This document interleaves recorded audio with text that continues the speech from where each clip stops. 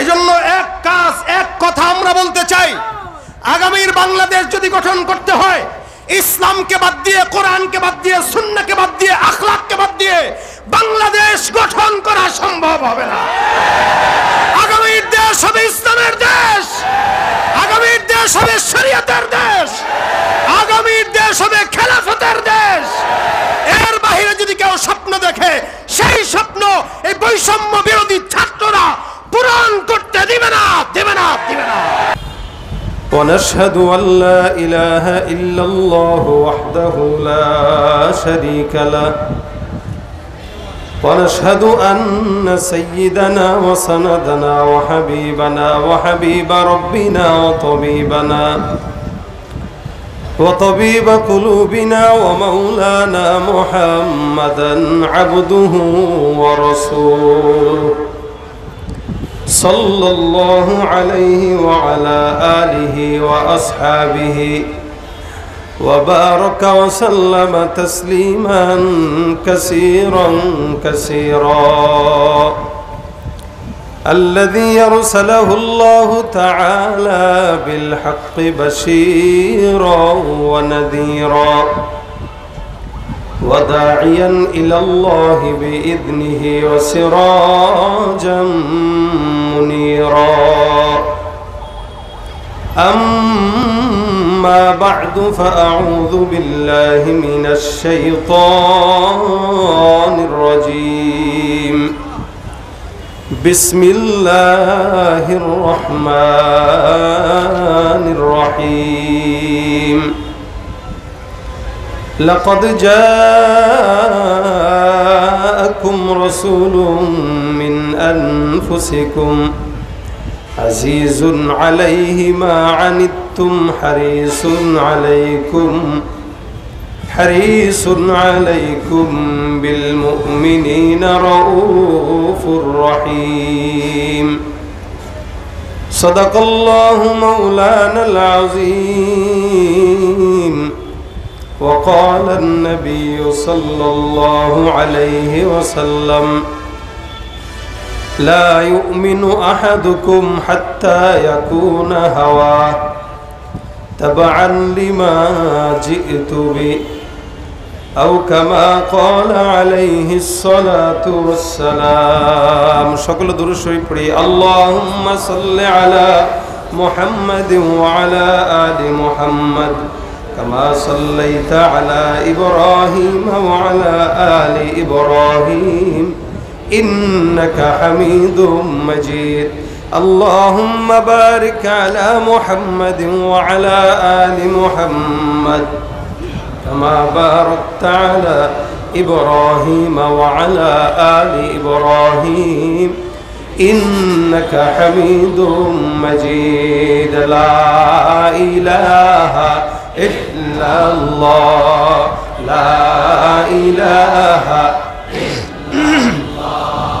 لا إله إلا الله لا إله إلا الله لا إله إلا الله لا إله إلا الله لا إله إلا الله لا إله إلا الله لا إله إلا الله لا إله إلا الله لا إله إلا الله لا إله إلا الله لا إله إلا الله لا إله إلا الله لا إله إلا الله لا إله إلا الله لا إله إلا الله محمد رسول الله صلى الله عليه وسلم سبحانك لا علم لنا إلا ما علمتنا إنك أنت العليم الحكيم رب اشرح لي صدري ويسر لي أمري واحلل عقدة من لساني يفقهوا قولي الحمد لله বৈষম্য বিরোধী ছাত্র আন্দোলনের বীর শহীদদের স্মরণে আহতদের সুস্থতা কামনায় ওয়াজ ও দোয়ার মাহফিলের হালকা জিকিরের আজকের সম্মানিত সভাপতি, উপস্থিত প্রধান অতিথি, দিনপ্রিয় ইসলাম প্রিয় যুবক ভাইয়েরা, নতুন বাংলাদেশে নতুনভাবে আল্লাহ পাক ঢাকার বুকে আমাদেরকে এত চমৎকার একটি আয়োজনে বসার আসার তৌফিক দান করেছেন। সকলে কালিমাত শুকর আদায় করে আলহামদুলিল্লাহ। ঠিক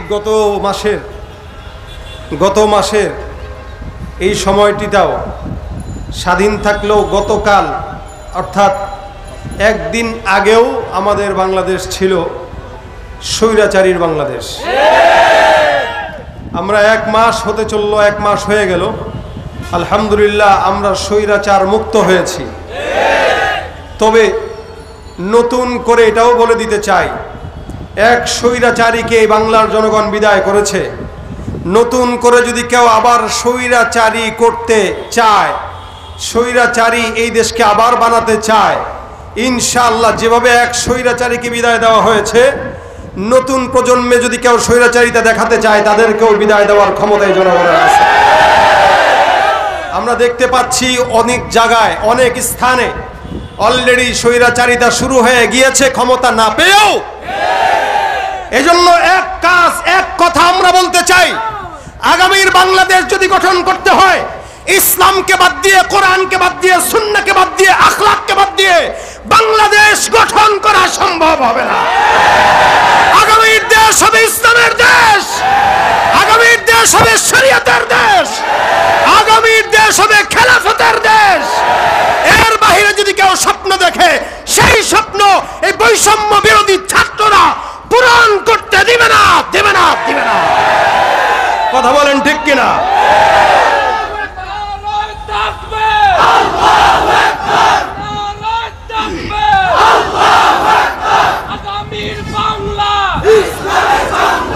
ইসলামের বাংলা, আগামীর বাংলা, আগামীর বাংলা, ইসলামের বাংলা, ইসলামের বাংলা, আগামীর বাংলা। কেউ দিল না সবাই নিল, আমরা যে কলুর বলদ, সারা বছর নেয় না খবর, নির্বাচনে খুব দরদ। কেউ যদি দরদ দেখাইতে আসে, দরদ নেওয়া যাবে না, কারণ এই দরদ শুধুমাত্র ভোটের জন্য দরদ হয়। ইসলামের জন্য, দেশের জন্য দরদ থাকলে অবশ্যই এদেশে ইসলাম কায়েম করা আমাদের দাবি, ঠিক কিনা জোরে বল। কেউ দিল না সবাই নিল, আমরা যে কলুর বলদ, সারা বছর নেয় না খবর, নির্বাচনে খুব দরদ। দেশে আসেনি না সব নিয়ে গেছে? আছে কারা? আমরা। আছে কারা? আমরা রাজাকারেরা আছি মনে করেন। মুক্তিযোদ্ধারা ভাগছে, কথা কয় না? মুক্তিযোদ্ধারা, তার মানে এই মুক্তিযুদ্ধ আসল না। জোরে বলেন কি? জোরে বলেন কি? মুক্তিযোদ্ধা নামে বুক ফুলিয়ে খুনি ঘুরে, খাঁটি সব যোদ্ধা সকল না খেয়ে যে কাতরে মরে।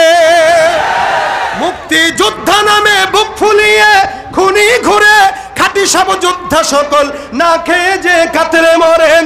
এত নয় স্বাধীনতা, আসলে সব টালবাহানা। এত নয় স্বাধীনতা, আসলে সব টালবাহানা। ও আমার মাতৃভূমি, ও আমার মাতৃভূমি, নয়তো তুমি জুলুমবাজের আড্ডাখানা। তোমাতে মাথা রেখে খুঁজি সুখের ঠিকানা, ঠিক কিনা জোরে বলেন? এদেশে যারা মুক্তিযোদ্ধা নামে ছিল, এর অধিকাংশই সব রাজাকার। আর আসল মুক্তিযোদ্ধা এখন যারা এখানে বসা, এরা চেনা গেছে তো। এরা আজীবন বলেছে পলাবো না, আজীবন বলেছে। আমরা বলাইছি নাকি? আপনি বলাইছেন? কে বলাইছে? যে বলছে সে, যে বলছে পলায়া কি টের পাইছে? দানার সাথে নাই ভাই। এজন্য জুলুম কোনোদিন স্থায়িত্ব হয় না। যারা এই জুলুম করে ফেরাউনের লাশ আল্লাহ পাক আয়াত নাজিল করে টিকিয়ে রেখেছেন, ফালইয়াউমা নুনাজ্জিকা বিবাদানিকা লিতাকুনা লিমান খালফাকা আয়া। আজীবন যারা থাকবে। ফেরাউন যে কি বাটপার ছিল, ফেরাউন যখন মারা যায় মানুষ বিশ্বাস করতে পারতেছিল না, কিরে আসলেই কি মারা গেছে কিনা, কেমনে সম্ভব? ফেরাউন এভাবে মরছে, আল্লাহ কারে মরছে এটা বিশ্বাস হয় না। আমি লাশটাকে রেখে দেব, তোরা কেন কিয়ামত পর্যন্ত সবাই যেন দেখে যে এটা কেমন ছিল। তা আমাদেরও মাঝে মাঝে বিশ্বাস করতে কষ্ট হয় না? হ্যাঁ, প্রথম সপ্তাহ তো এরকমই ছিল, রাস্তায় ঘুরলে কি কেমনে সম্ভব, এদেশে নাই, এদেশে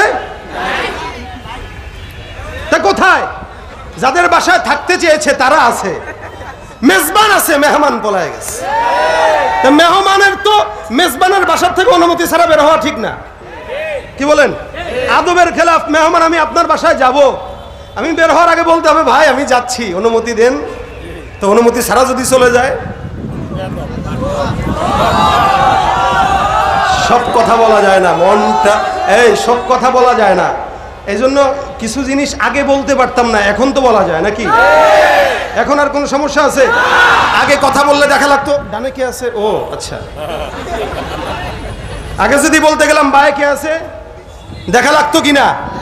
এখন আর দেখার টাইম।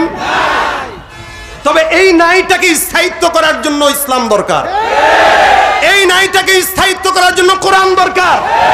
আপনি যদি কোরআনকে বাদ দিয়ে এই নাইটা রাখতে চান, আমি বলবো এই নাই থাকবে না, আবারও আন্দোলন শুরু হয়ে যাবে, আবারও এই টোল বক্স পুরানো হবে। হয়তো এই সুযোগ বাংলার জমিনে দ্বিতীয়বার দেওয়া যাবে। এই জন্য যারা এখনো নতুন বাংলাদেশ গড়ার স্বপ্ন দেখেন, আওয়াজ তুলতে হবে, কোরআনের বাংলাদেশ গড়তে চাই, ইসলামের বাংলাদেশ গড়তে চাই। আল্লাহ পাক আমাদের এই দেশকে কবুল করুক, বলেন আমিন।